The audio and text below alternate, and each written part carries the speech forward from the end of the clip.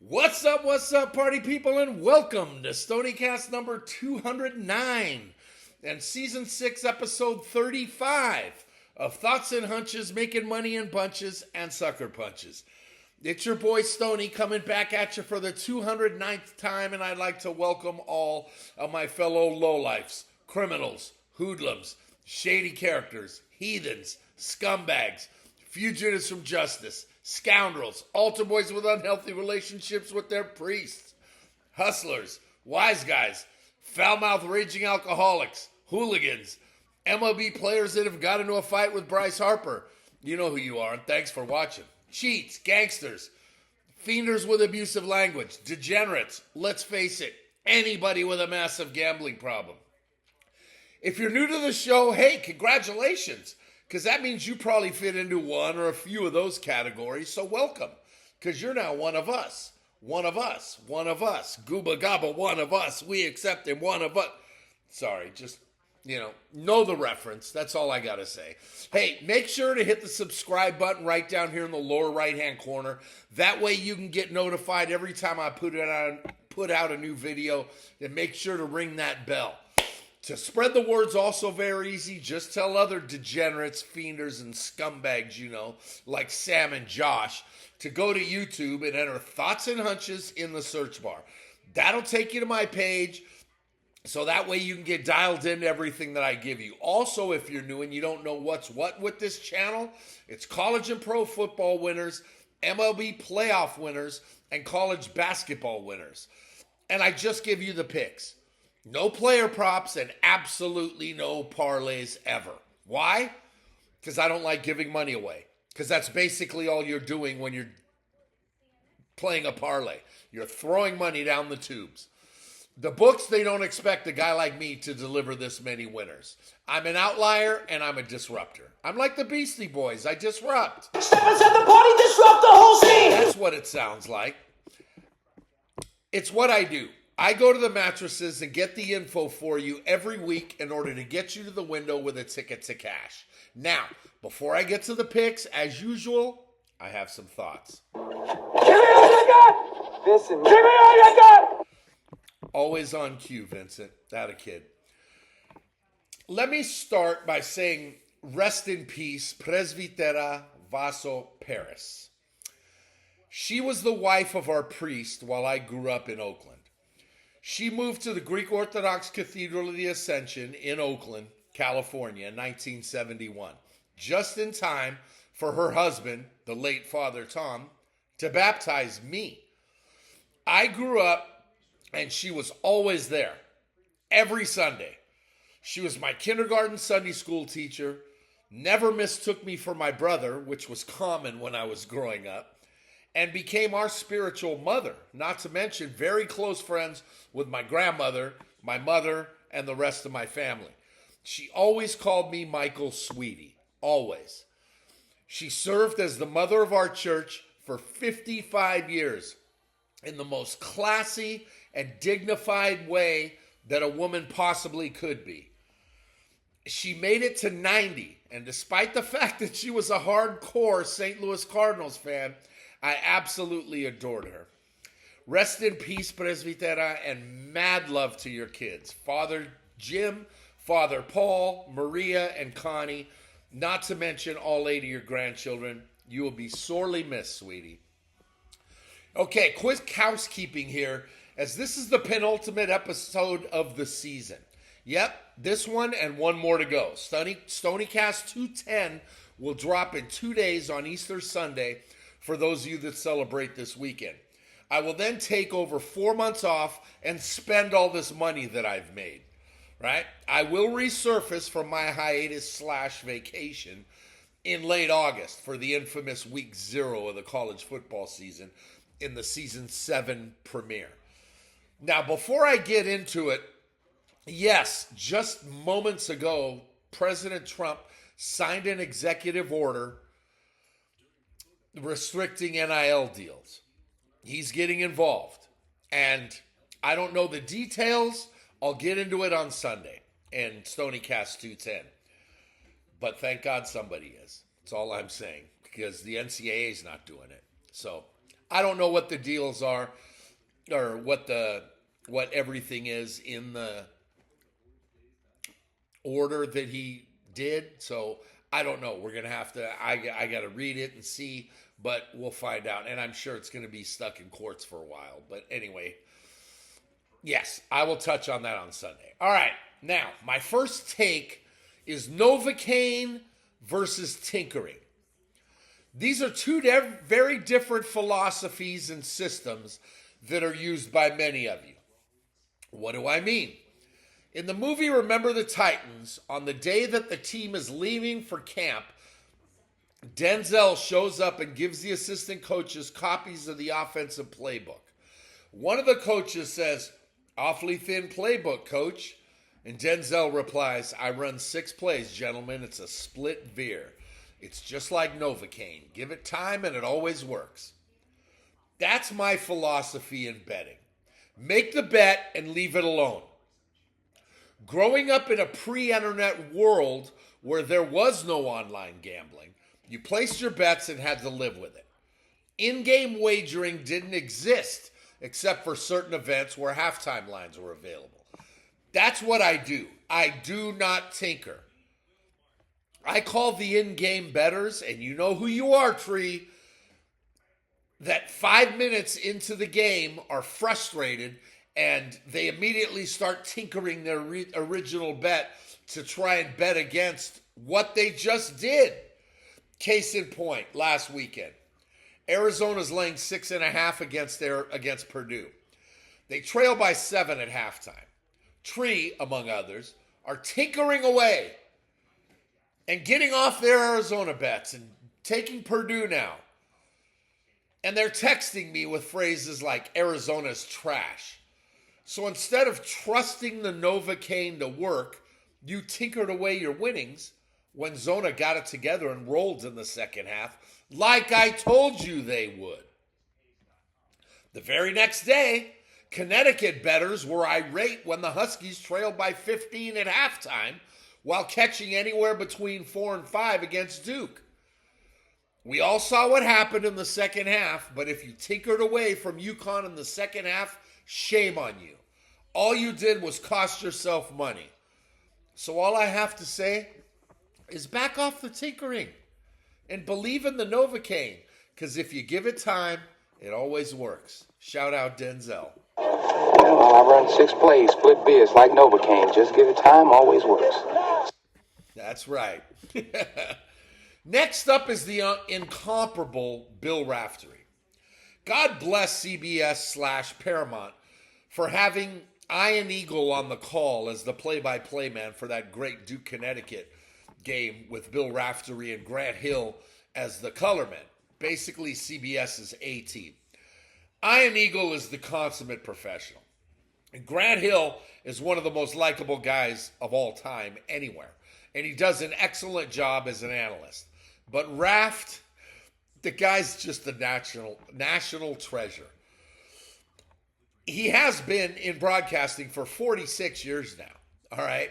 He began in 1980 as the co-host of ESPN's College Hoops Tonight. And he did New Jersey Nets games in 1982.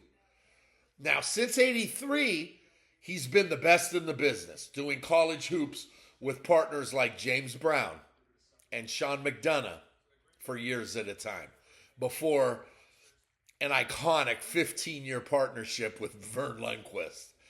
Now, 11 years ago, Raftery was partnered with Jim Nantz and Grant Hill as CBS's primary announcing team. Phrases from Laugh like "send it in" or the famous "with a kiss" have become synonymous with college basketball and March Madness. And sure, he's 82 years old and he won't go on forever, but damn, I sure hope he could. He hasn't skipped a beat, hasn't become old, and is still the best in the game. When I tune into a game and find out that Raft is on the call, I'm just immediately in a better mood.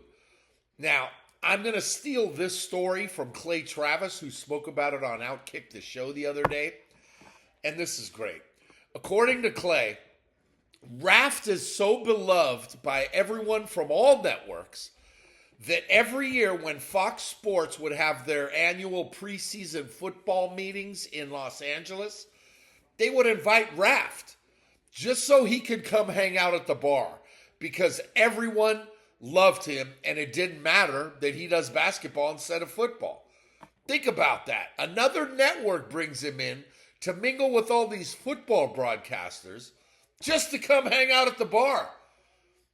His reaction to Braden Mullen's three-pointer to beat Duke on Sunday was priceless. And I just wanted to give some flowers to Raft. Next up is the University of Tennessee and bracket guy. You know who you are. We have a small 12-person contest at work for no money. And Tennessee bracket guy thinks it's the be-all, end-all of competitions. Every time Tennessee would win a game in the tournament, he would text the group within the first 2 minutes and carry on about how great the Vols are, and most importantly, how great he's doing in the bracket, in his bracket. I've said this for years. Hey, bracket guy, nobody gives a shit about your bracket except you. Stop with the theatrics, all right? Hang on, give me 1 second here. There we go. Excuse me. I mean, Sunday rolled around after all the theatrics and everything, and Tennessee gets bitch slapped by Michigan. Absolutely pummeled, right? In a game that Tennessee didn't belong on the same court. They really didn't. The next day at work, he said, oh, who cares? Really? Really?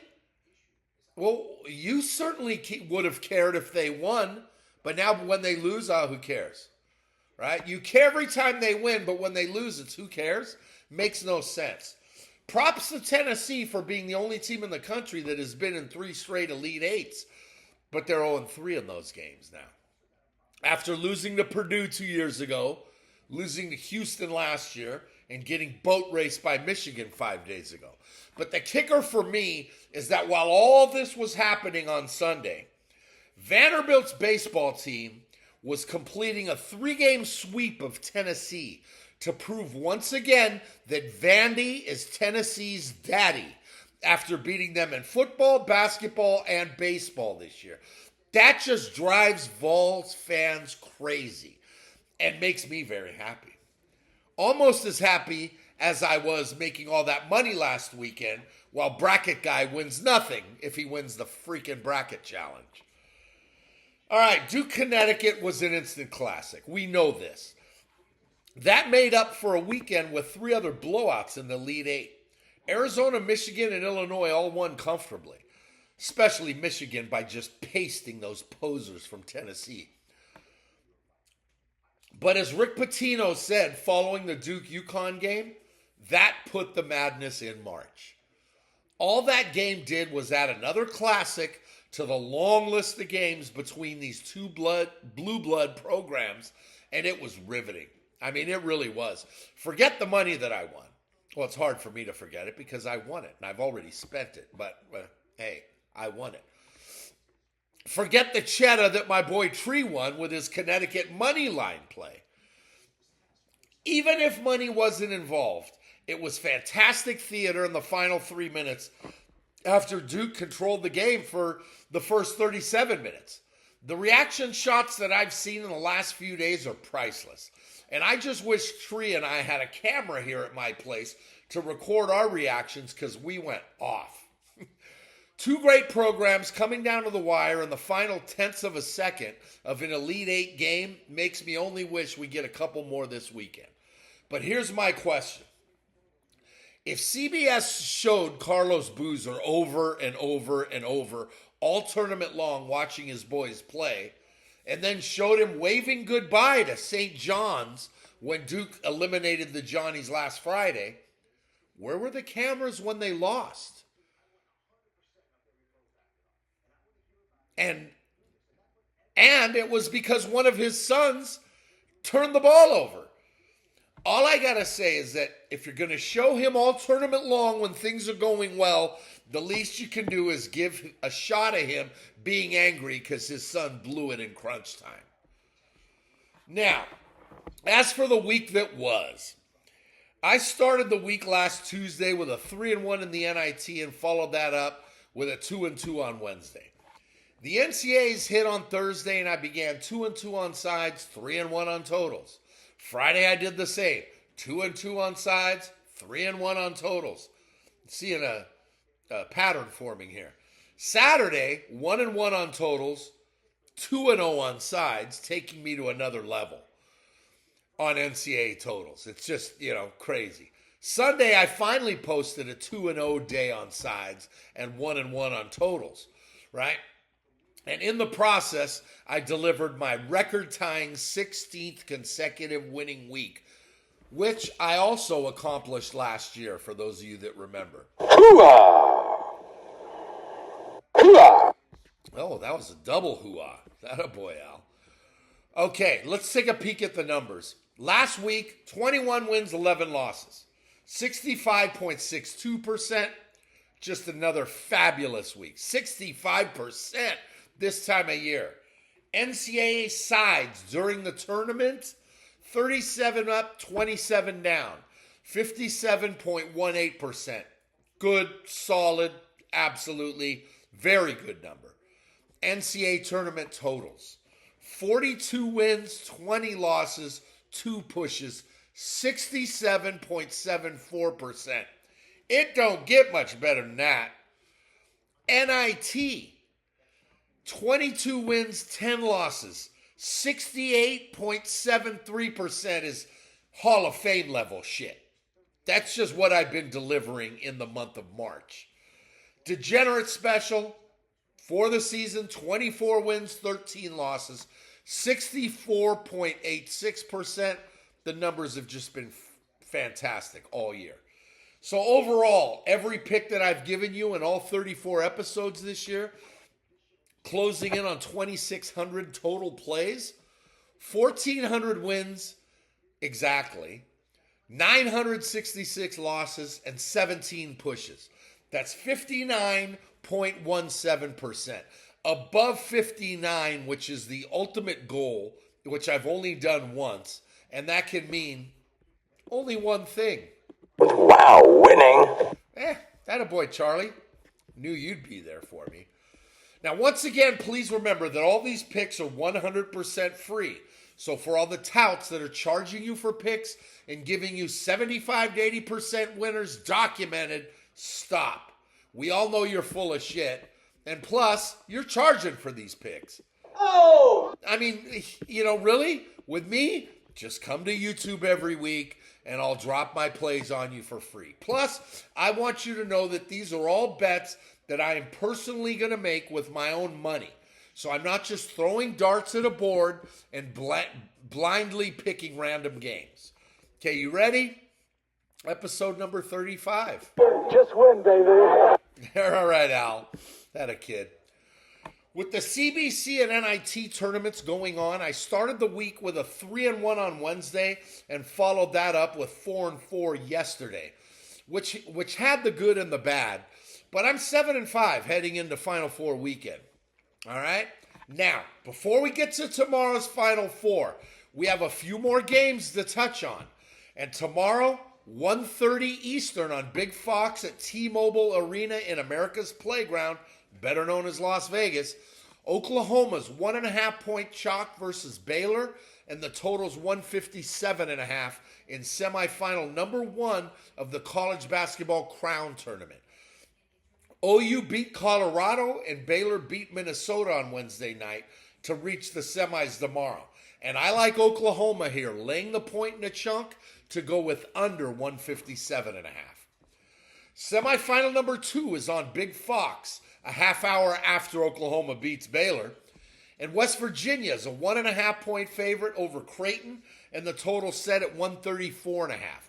West Virginia knocked off Stanford while Creighton took out Rutgers. I'm going to roll with Creighton here, catching the 1.5 with a sprinkle. Sprinkle me, man. Sprinkle me, man. Sprinkle. Oh, a little double.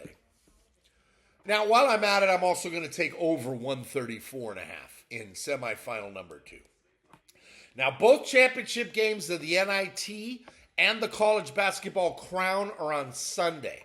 And I'll give you those picks on STONIECAST 210 Sunday, along with the NCAA National Championship game. Okay? Now that the pretenders are out of the way, we can get to why you're watching today. Let's face it. NCAA National Semifinal number 1 tips off at 6:09 Eastern on TBS at Lucas Oil Stadium in Indianapolis, where Illinois is a 1.5-point favorite over Connecticut, and the total is listed at 139.5. Illinois comes in after winning the South region as the 3rd seed. In the first weekend of the tournament, the Illini took out Penn and Virginia Commonwealth without breaking a sweat. And they followed it up with impressive wins over Houston in the Sweet 16 and Iowa in the Elite 8 last Saturday. Connecticut comes in with wins over Furman and UCLA 2 weeks ago, and 2 tough, gritty wins over Michigan State and Duke last weekend. These 2 squads met at Madison Square Garden back in November, and UConn won easily, but we can't take anything at all from that game because both rosters are completely different. Illinois' leading scorer, freshman Keaton Wagler, played in only 4 minutes of that game, right? And he's now a lottery pick in a couple months. His toughness and shiftiness with the ball makes him a matchup nightmare. Kylan Boswell is Wagler's backcourt running mate, but he's more known for his defense. The Illini frontcourt, that's their calling card. But it's better known as the Balkan block, as 3 Serbs dominate the interior. David Mirkovic, Tomislav Ivasic, and Andrei Stojakovic can all shoot it, dribble it, and pass it, right? With Stojakovic being more of a slasher. As good as head coach Brad Underwood's team has been all season, their defense has stepped up in the tournament, as they're only allowing 59 points per game. They dominate the glass on both sides and have stifled teams that believe they can win. Well, speaking of teams that believe they can win, Connecticut certainly believes they can win. After winning the East region, the Huskies gave us the highlight of the tournament with that amazing win on Sunday with a buzzer beater over Duke. But as usual, it's a team in the image of their coach, as Danny Hurley is trying to cut down the nets for the 3rd time in 4 seasons. While the backcourt is largely disappointed this season, Solo Ball and Silas Demery Jr., they even disappointed during the tournament. But man, did they hit some big shots down the stretch in that comeback 5 days ago. The Huskies' front court is loaded. Alex Caravan and Braden Mullins shooting it, while Terrace Reed is just a monster inside and has easily been the Huskies' best player over the last 2 months. Caravan is a startling 17-1 in the NCAA tournament, and he wants at least one more game Monday night before graduation. With all the talk this week about UConn's win over Duke and the next game tomorrow night, Illinois has flown under the radar with not a lot of people talking about them. Yet, here they are, favored in the Final Four over a true blue blood that has won more national championships than any other school in the last 30 years. Now, this is Illinois' first Final Four since losing the national title game to North Carolina 21 years ago. They come in as the Big Ten's winningest team in conference play over the last 7 seasons. And they're playing this game only 2 hours east of their campus. UConn has the experience and that championship pedigree. But I believe recency bias plays a lot into this, as I have Illinois as 4.5-point favorites. Everyone saw what UConn did to Duke. But most people changed the channel when Illinois was pulling away from Iowa. The Illini are the better team, with more size, physicality, and a deeper bench that is 6th in the nation in rebounding and 24th in scoring. Connecticut has struggled covering numbers all season long. Struggling. Joe. Struggling. I knew it was you. One more time, Joe. Struggling. Thanks, Joe. Now, while that may be true, they're clearly on a roll in the tournament because they always roll in the tournament. But with all that being said, I'm going to roll with Underwood's troops here. So give me the Illini laying the short number and under 139.5. That's it. National semifinal game number 2 goes a half hour after Illinois beats UConn. And we got Michigan as 1.5 point chalk over Arizona. And the total's 157.5 in what most people believe is the main event. I mean, come on.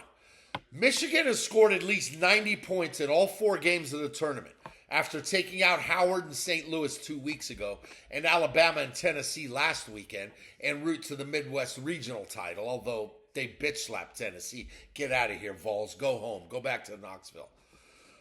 The 13-point win over Alabama a week ago tonight was the closest game they've played in this tournament.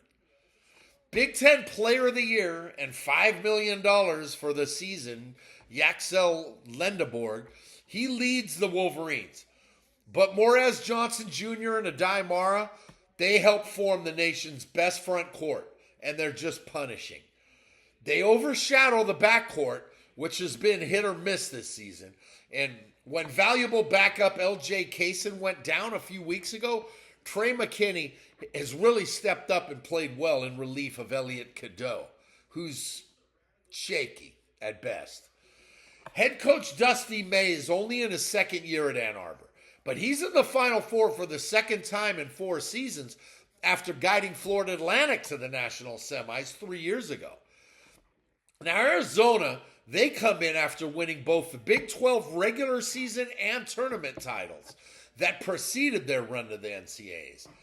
LIU, Brooklyn, and Utah State went down in the first weekend, and last week it was Arkansas and Purdue who all fell victim to head coach Tommy Lloyd's juggernaut. Freshman Koa Pete has really stepped up his game in the tournament alongside slasher Ivan Karchenkov. And do everything big man Mo Krivos doesn't get enough credit for all that he does. You don't see many 7-footers dive on the floor, and he does it all the time. Now, they're going to have their hands full with Michigan's front line, but they get big-time help from Toby Awaka off the bench, who's a true banger in every sense of the word. Arizona's backcourt is the best in the nation, period. Leading scorer freshman Braden Burries and Big 12 Player of the Year Jaden Bradley headline it. The Wildcats have 6 players who average double figures. In every game, there's a different player leading the team, but I emphasize the word team.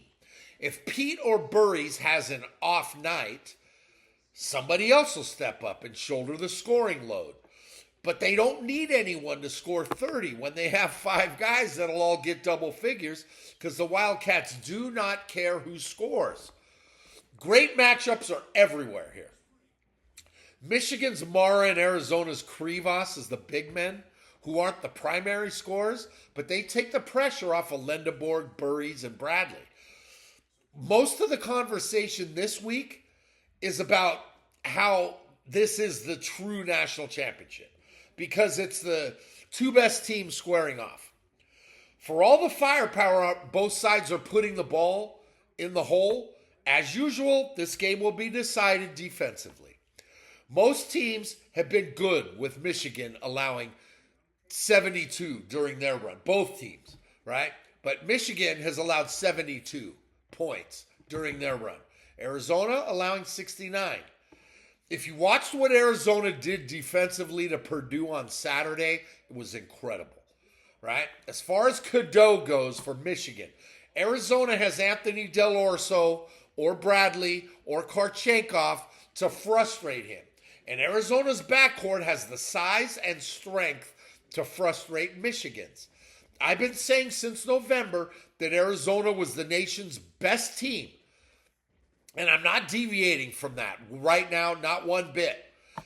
Mad love to Michigan for being incredible and good enough all season long to warrant being favored in this game. But if you're going to give me Arizona catching a point and a hook, give me that candy, baby. I'm on Arizona here with the 1.5 and a sprinkle. Sprinkle me, man. Sprinkle me, man. Right on. Earl.